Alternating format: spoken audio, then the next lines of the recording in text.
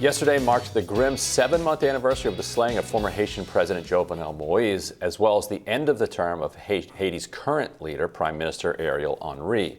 The Associated Press reports that schools and businesses in Haiti closed amidst fears of violence and unrest.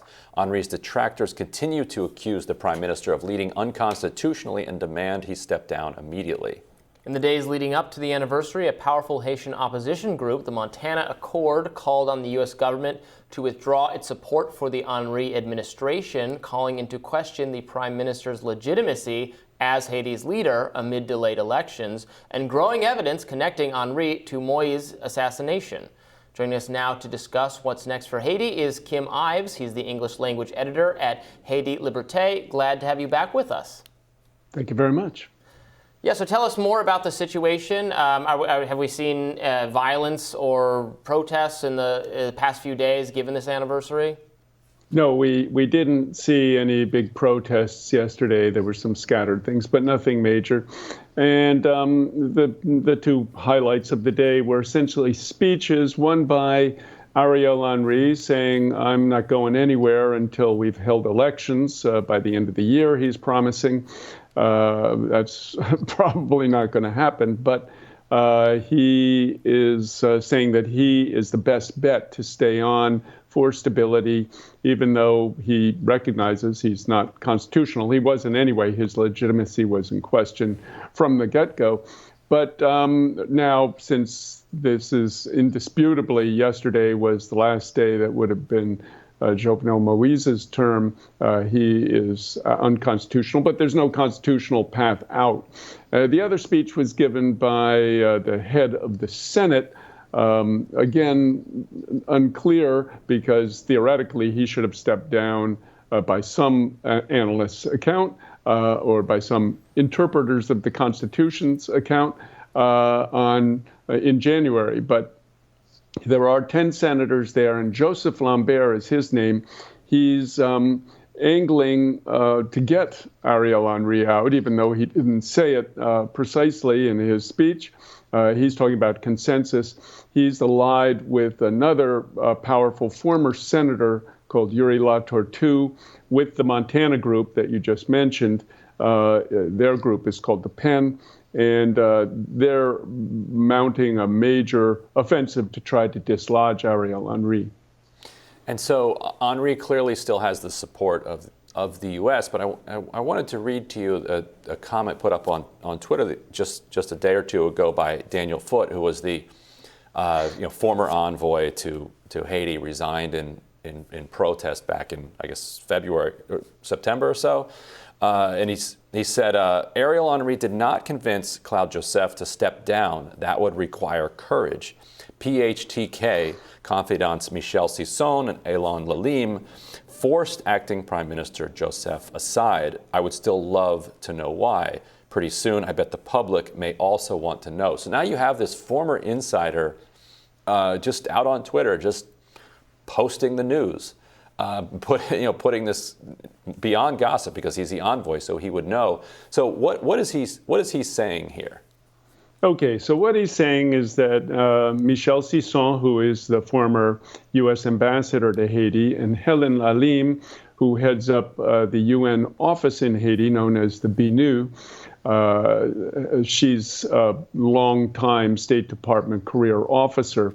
The two of them were basically, he calls them PHTK confidants. That's the Haitian bald-headed party. That's the party founded by former President Michel Martelly and represented most recently by Jovenel Moïse and now Ariel Henry. So he claims that those two women were the ones who forced Claude Joseph out and put in Ariel Henry. There's not that much difference, politically speaking, between Claude Joseph and Ariel Henry, so I'm not sure the reasons for their choosing Ariel Henry, other than the fact that he may have been seen as more of a consensus candidate for the post, because he used to be with former President René Préval's party, kind of a social democratic formation that came out of the Lavalas, and had sort of transitioned over to the PHTK. But in any case, they were looking for a strong prime minister of some sort. And as your recent piece said, Ryan, another former ambassador, Pamela White, said, we should get rid of the president and use the prime minister option. So maybe they saw him as the best option. Do you have any sense that the Biden administration is willing to reverse course on all this, or is it, aware of the possible involvement Henry potentially had with the assassination, and that there will be any, changing course given what's going on? Oh, yeah, they're totally aware of it. And I think they're keeping options on the table. They've been meeting with the Montana group, much to the Montana group's glee. They've been very anxious to get Washington's approval and have, mounted a campaign in the New York Times. They've had op-eds. And so they're doing a campaign in the press and trying to win public opinion to their side. But so far, I think Washington, as we know, is always loath to change horses if they don't have to. And I think they're going to stick with Ariel Henry as long as they can. As these revelations come out, like the revelations of CNN this morning, that former Judge Gary Odelyn has said that Ariel Henry was involved in the assassination. And these things may eventually end up knocking Ariel Henry out of the ring. And the fact that the Montana group is now in an alliance with Yuri Latortu, the former senator, and Joseph Lambert, the head of the Senate, means that they're building a kind of a force, an alliance, even though it's dividing regularly. But that alliance may be able to also knock out Ariel Henry. But for the time being, Washington's sticking with Henry. And we also know that Rodolph Jarr, who the former drug trafficker who was arrested for financing this, has said that the only reason he got involved, this is what he told the New York Times, was that he believed that that this plot had U.S. support. We also know that the FBI was seen kind of walking out of the presidential mansion with a whole boxes and boxes of evidence.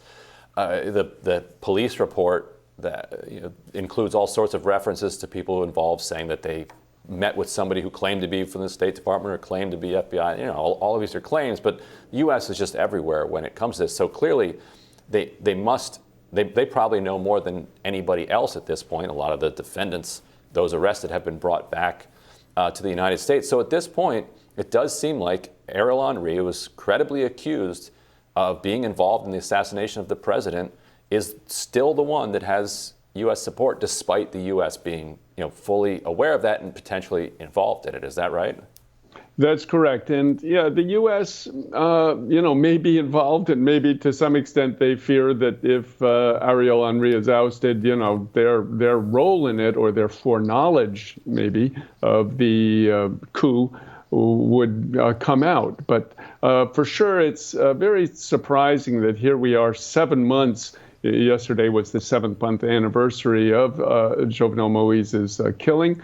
That we haven't heard a peep out of the FBI about their take on it, and they must have some. And not to mention the fact that if you look at the U.S. Embassy in Haiti, which is the 4th largest embassy in the world in Haiti, it's covered with antennas and all sorts of. You can't imagine that they weren't monitoring the cell phone traffic. And this operation that killed Jovenel Moïse had to have a huge footprint. They had, 30 Colombians and a bunch of others, and they're talking on their cell phones. So they've got to have a lot more information about who's behind this. Right. There were cell phone calls between Henry and the guy that ordered the killing. Right. These are not obscure figures who are making these phone calls. Kim, thank you so much for filling us in. Really appreciate it. Okay. Thank you. And we will have more Rising right after this.